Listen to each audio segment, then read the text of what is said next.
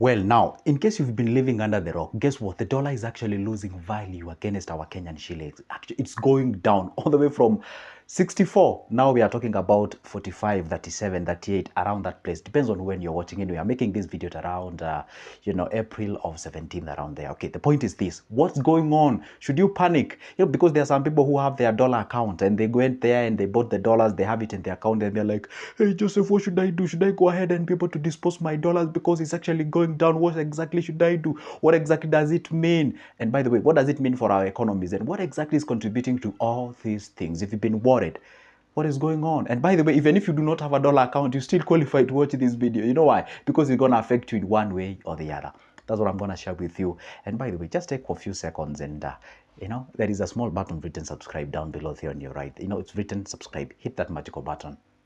Yeah, exactly. Yeah, exactly that one. And also like this video. By doing that, you're like telling me, hey, Joseph, thank you very much for doing this. Now, no, you didn't do it. Come on. Exactly. Let's go into the business.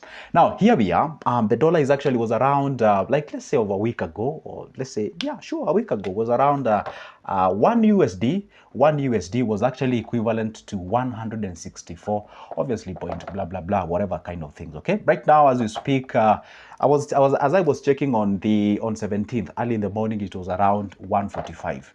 145, 1 USD was equivalent to that amount of per day. And there was a time it was actually way below even that. It was around 137.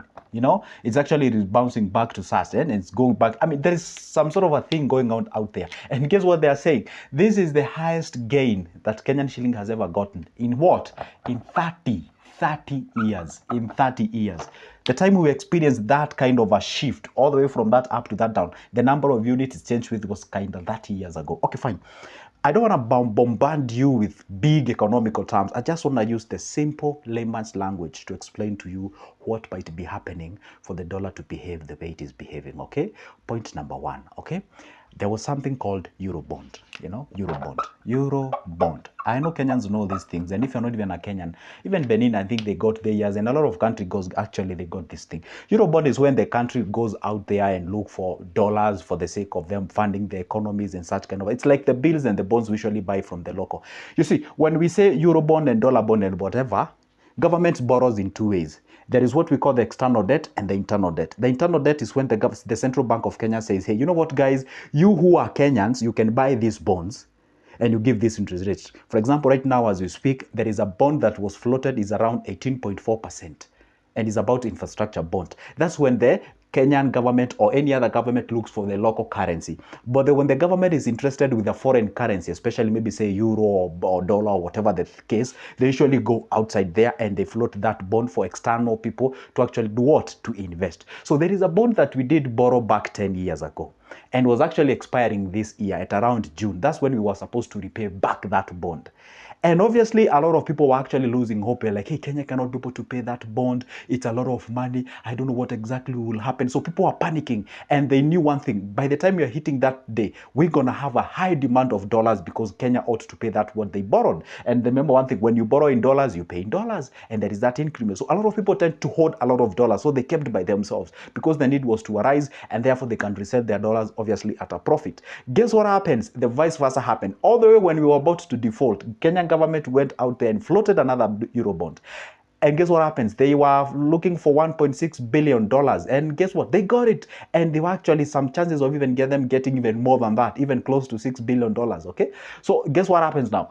Now they have the dollars to repay back the Eurobond that they had borrowed back then. Yeah, I know you're like, oh, yeah, you borrowing Peter to pay John? Yeah, it's kind of that, okay? But now at least there is what? There is a hope, maybe say for the next 10 years.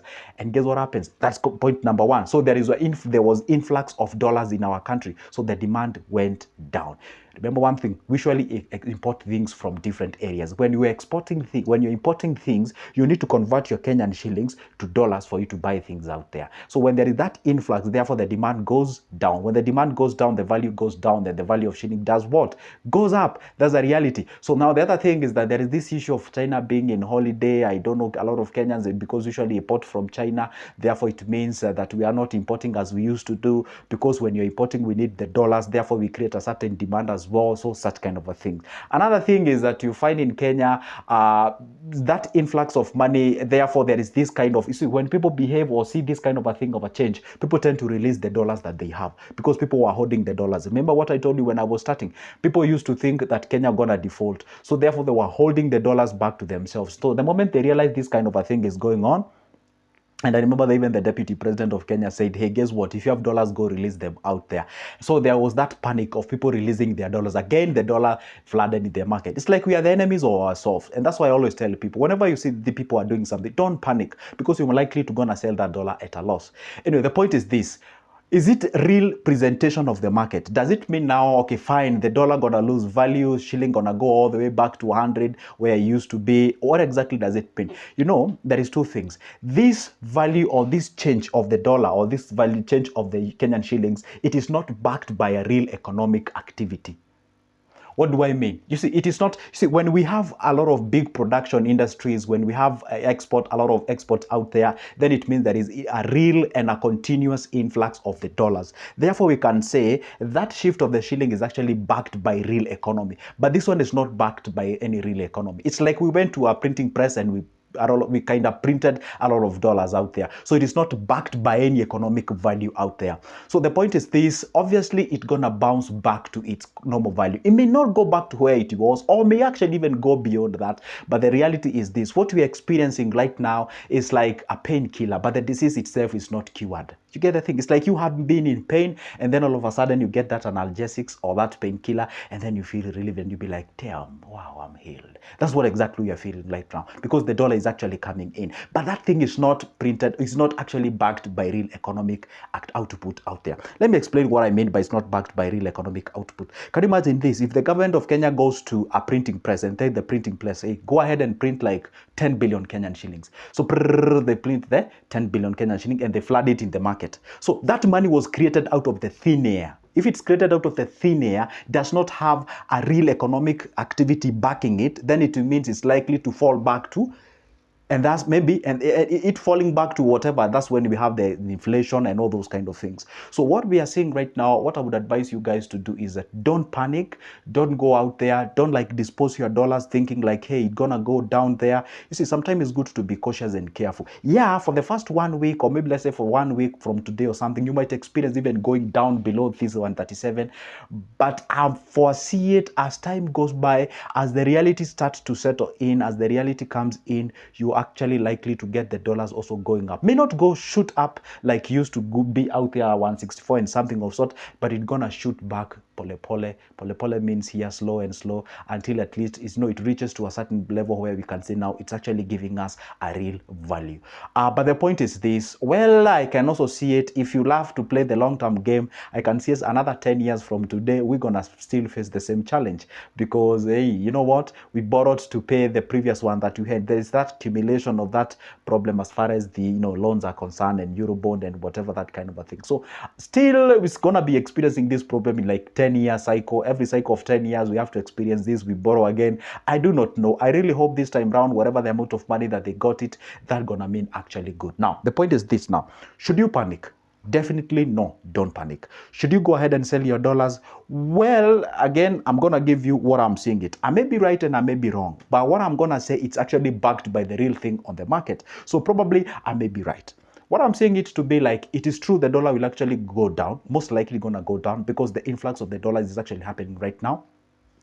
But I'm looking forward into when the China gets off the holiday and a lot of people actually importing things from the China. I want to see that creation of that real demand of the dollar for people to export or rather import things from China, whether it's going to have an effect. And number two, I'm also expecting when now there is that influx of the dollar and then the thing settles up, when there is that shake up and when all those dollars goes and fills all those loopholes, I want to see exactly what will happen. So for me, for a short-term period of time, if you are short, what am I saying? If you're this kind of an individual who panics in a short period of time, then you might likely go ahead and sell. But if you're gonna play what we call a sort of a long term, a little bit of a long term, I would say hold on your dollars, do not panic, don't go out there and sell them. Obviously take your time. But again, only a fool doesn't change his mind.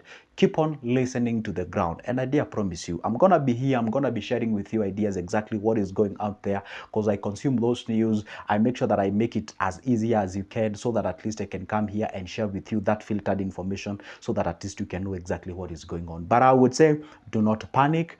Just listen to the ground. That is the realities of what is happening out there. We might say like that was a very smart move by the government, and we might likely to also to see some other markets bouncing back. I'm also expecting to see like Nairobi Securities Exchange bouncing back, because it was actually voted as the worst NSE on earth, not only in Africa. So I'm expecting a lot of green light for it to come, and things become okay in terms of the economies and such kind of a thing. So the point is this. Anyway, after all, guess what? Whenever the dollar goes down in terms of the value and the Kenyan shilling gains, it means that there is sort of what we call the low cost of production. Actually, it's actually witnessed, and therefore it means that the cost at which we're importing the fuel will go down, the prices of cars will go down, the cost of living will go down, and all those kind of things. The only thing that I'm feeling pain is for the people who had imported things with the previous value, and right now they're experiencing the loss. Because if there is somebody who is actually importing right now, obviously going to import that thing at a lower cost compared to back then. So the thing is this, well, if it is true there is that rise of value of Kenyan shilling, therefore it means that cost of living in Kenya might actually go out there and be good. But it is what it is. Sometimes I say you need to be smart, you need to be listening to the ground, so that at least you make a conscious decision, and a decision that is actually wise. Probably I've shared a lot of information here that are quite heavy for you, but don't worry. This is the recap. The reason why it's happening, because we got a new Eurobond. Number 2, there is that China holiday. Number 3, there is that panicking of people, hey, saying, oh, 1, 2, 3, hey, sell your dollars and such kind of a thing. So those 3 things actually might contribute to highest decline of the dollars as we are seeing it right now. But never forget one thing. I'm also opening my ears. There was some chances of the federal government that the US government was likely to lower the rates. I'm still listening. I want to know what the Powell gonna say. And it is what it is. And I always tell people, don't just confine yourself the cocoon of your own country. If you are on this planet Earth, and there is something happening in the dollar, it affects your economies, it affects even your pockets directly. So it's always good to be a global citizen. We live in this kind of a world whereby all our economies are integrated. And if there is a cough somewhere, if there's a flu somewhere, then everyone might likely to catch that flu. So it's always good to be out there, listen, and know what exactly is happening. Because you might I don't even care about dollars. You know what? I don't even do anything related to dollars. Yeah, that's what you think. But everything tailors or trickles down to dollar. Well, at least for now. I don't know. Maybe we're going to have a new global power, that we're going to have another currency. I don't know. But those are speculations, and may actually shift to conspiracies and controversial things and whatever. I don't talk about politics. I talk about economies here. Anyway, for now, it's a goodbye. But don't forget one thing. Pick that number of pine from the description of this specific video. Shoot me a call. Let's talk about businesses and anything related to exactly that. Pick that number. Let's go ahead and do so. But don't forget, comment down below. Tell me what you think. Okay? See you there.